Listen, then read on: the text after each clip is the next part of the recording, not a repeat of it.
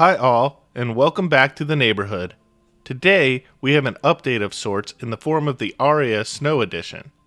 This is essentially an Aria shell that utilizes Moondrop's first generation DLC diamond light coating diaphragm. This is effectively the same driver that was used in the Knowles Pro, which I still feel, with the right ear tips, is the most timbre accurate Moondrop that they have produced to date. So, is this special edition special? Let's get into it.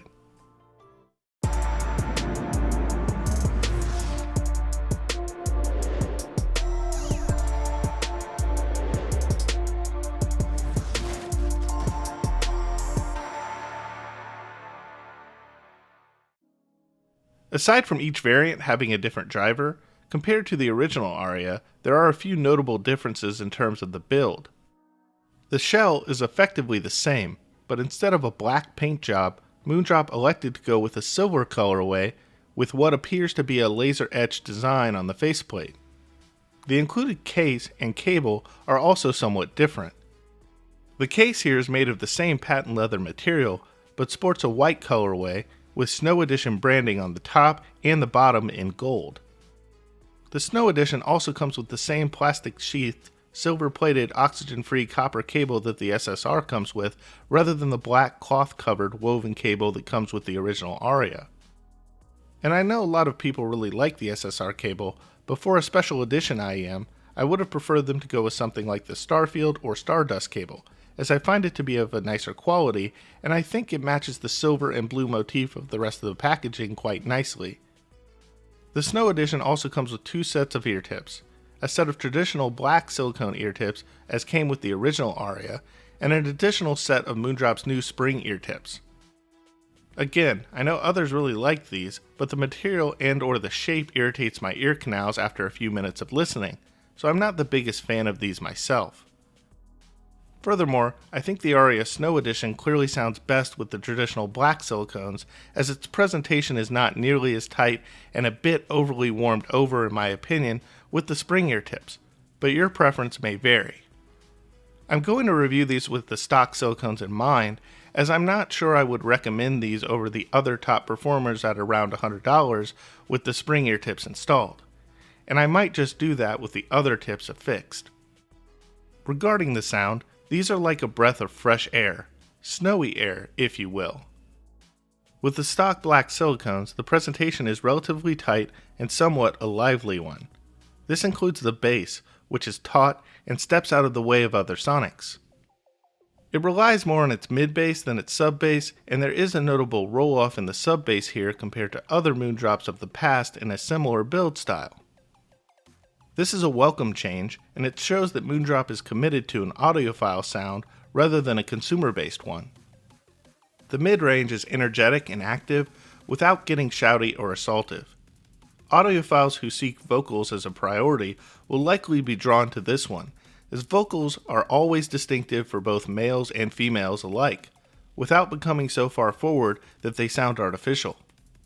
For $100, the articulation of the mid-range on this set is very well done. Clarity and resolution on this set is mostly derived from its mid-range, and although its presence levels are not always flat, the information delivered to one's ears is always clear and well articulated. While presence levels varied in the mid-range performance of this edition, lowered presence levels remained more constant throughout the majority of the treble. Nevertheless, the Snow Edition is always transparent, and I never struggled to hear any information from the treble of this aria. The top end of the Snow Edition results in the set being rather animated in terms of its general energy level, but easy to listen to overall, for hours on end, without any concern or sensation of fatigue. In other words, one might interpret the treble to be somewhat soft in its delivery, but ultimately expressive in its approach. The soundstage is moderately large, with good depth for the price. But these are not staging monsters either. And I know some people think the Aria staged well, but these are essentially equivalent. In an A-B comparison back-to-back between the Snow Edition and the Aria, there was no notable staging differences. Separation, however, is better in the Snow Edition, and I generally think that for the money, the Snow Edition generally layers extremely well. In the affordable price range, I can't think of a better layering single dynamic driven IEM outside of the Tantrum Oxygen, which is almost 3 times the price of this set. Timbre is slightly dry and airy in its quality, and ubiquitously bright leaning, but not bright per se. Because of this tonal consistency, instrument distinctiveness could suffer on occasion. With that said, a strength of the Snow Edition is its coherent presentation and well-integrated sound profile. Transients have a pretty quick attack, but also die off rather quickly. Both are fine, but neither microdynamics nor macrodynamics are a particular strength of this aria. Think of them as just good enough to contribute well to that coherent and integrated presentation that I spoke of earlier. Still, bass heads or impact junkies may lust for more sustain, rumble, or slam from the Snow Edition's voicing overall. In terms of comparisons, let's look further at the original aria and give some attention to the Titan S.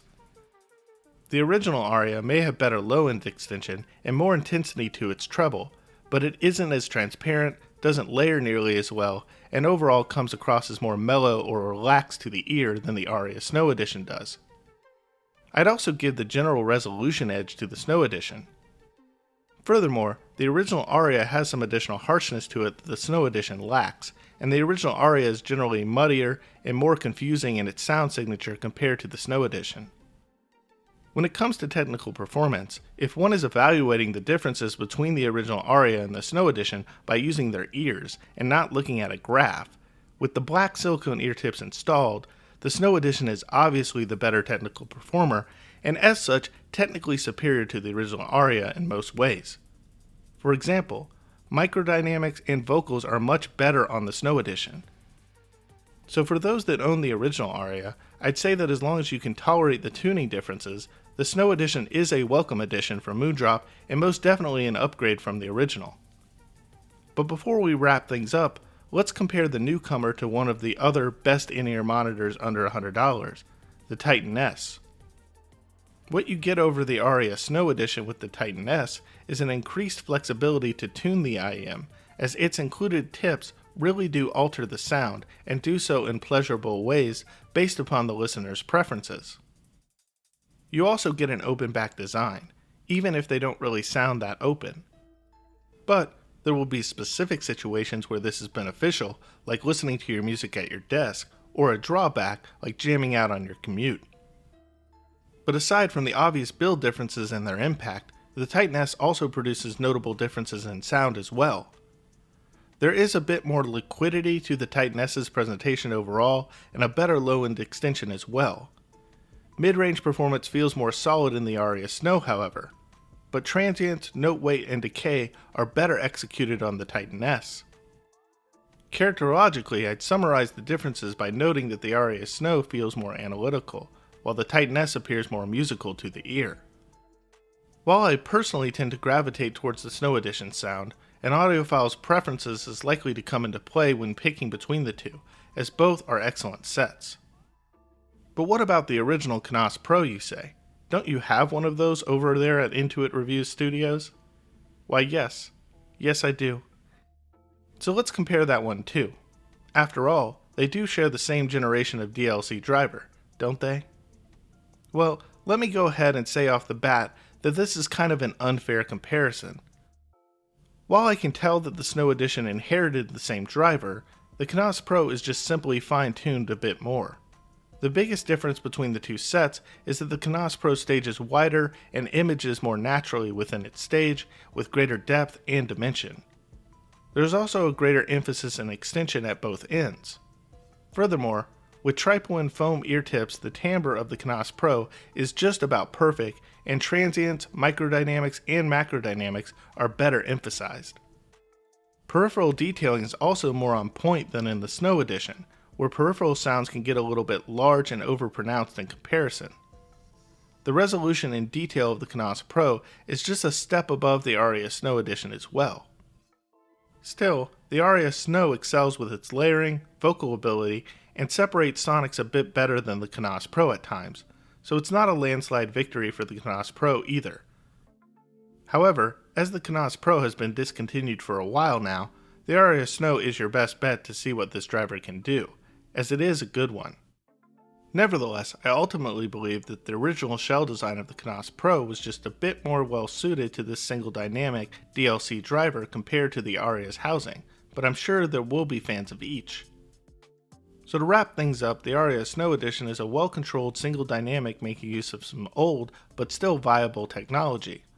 Although its sound signature is different, it is an obvious technical upgrade from the original Aria to anyone who's listening with their ears. It's a master at layering, vocal reproduction, and has more of an audiophile tuning than a consumer one.